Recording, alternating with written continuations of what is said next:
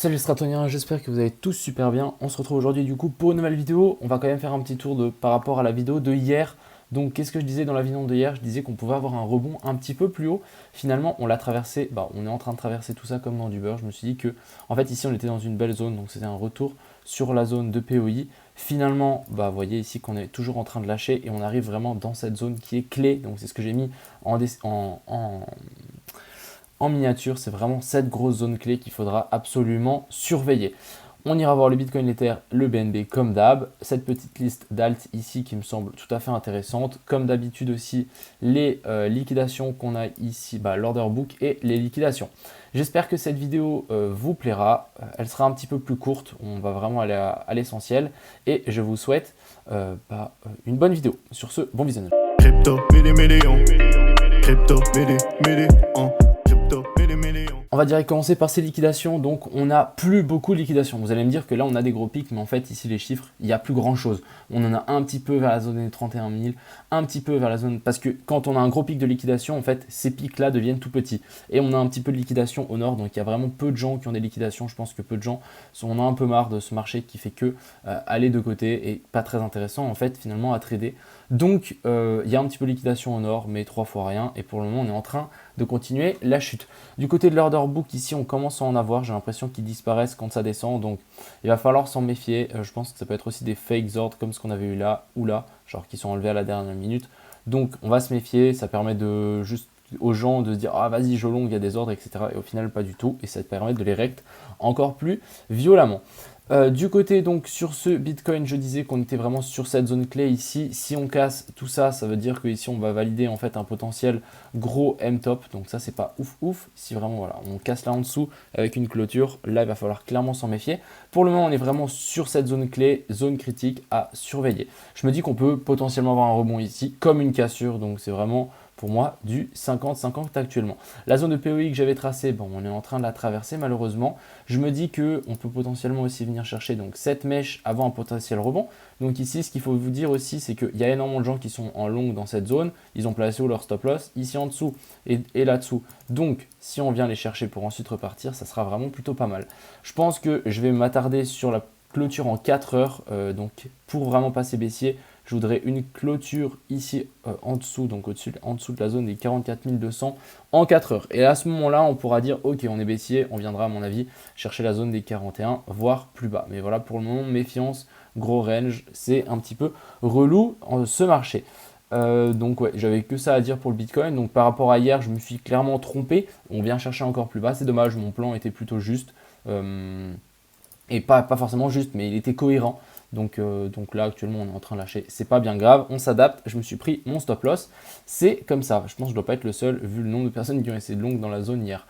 Ici, on a l'Ethereum. Donc, je rappelle que ici, l'Ethereum, on est dans la zone de POI. C'est la zone à défendre. C'est cette fameuse zone ici sur laquelle on devrait avoir un rebond. Si on n'a pas de rebond à ce niveau-là, ça va faire comme le Bitcoin. On va confirmer tout ça. On a même une petite divergence. Je vais vous la montrer. Divergence baissière ici sur le RSI. Ici, on voit bien que le RSI descend et ici ça monte.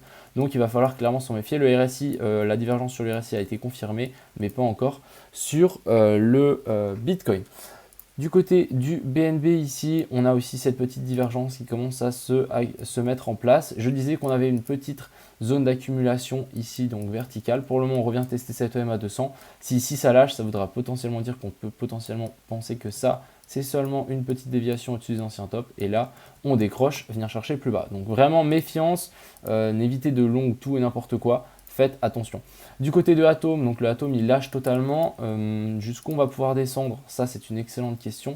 Donc ouais, ça va commencer à faire chez Rose. Je pense qu'on peut peut-être chercher cette zone-ci vers la zone des 25 si vraiment ça lâche beaucoup plus sévère. Mais encore une fois, il faudra s'adapter en fonction du Bitcoin. C'est pas cette zone que je voulais aller là. Donc le Atom.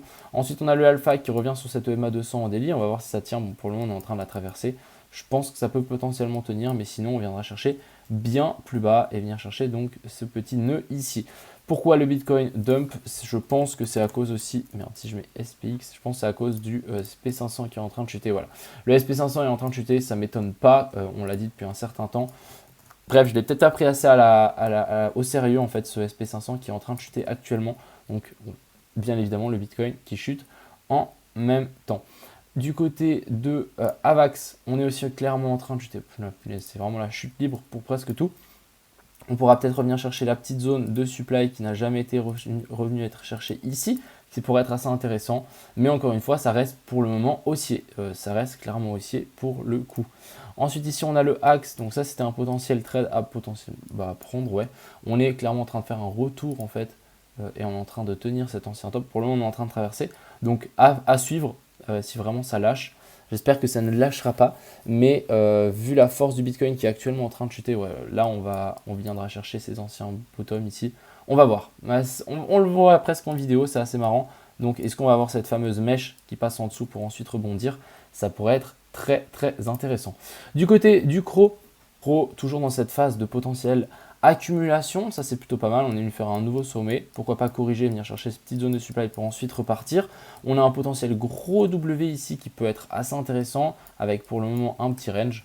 On verra comment ça va se goupiller, mais pour moi le CRO, je suis plutôt haussier dessus. Vu la hausse qu'on a faite, c'est bien de corriger un petit peu, mais là on commence à rentrer dans la phase latéralisation et ça pourrait être très intéressant.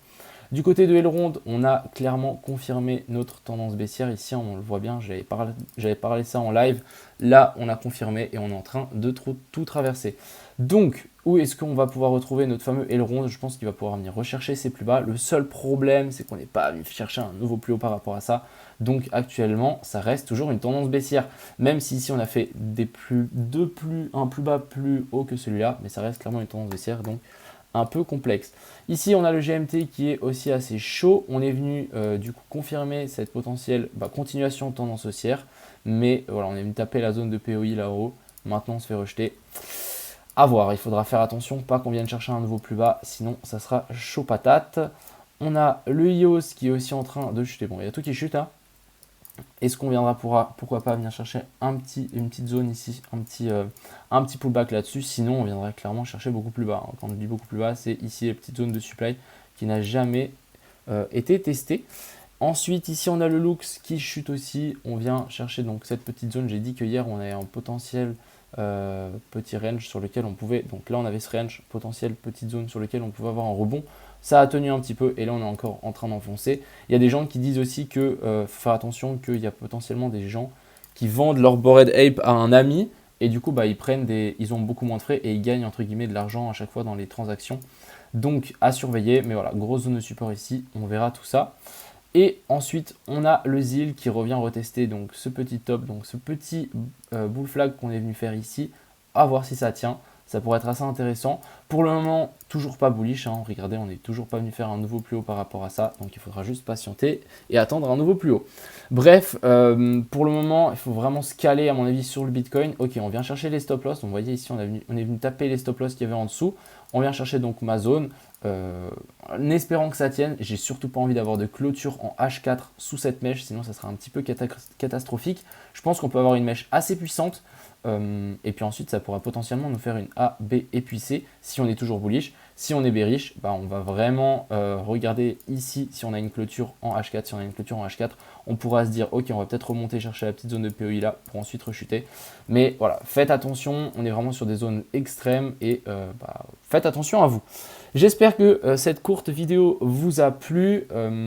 Encore une fois, on va attendre ce Bitcoin. Vous voyez ici, hein, c'était des faux ordres, c'est bien ce que j'ai dit.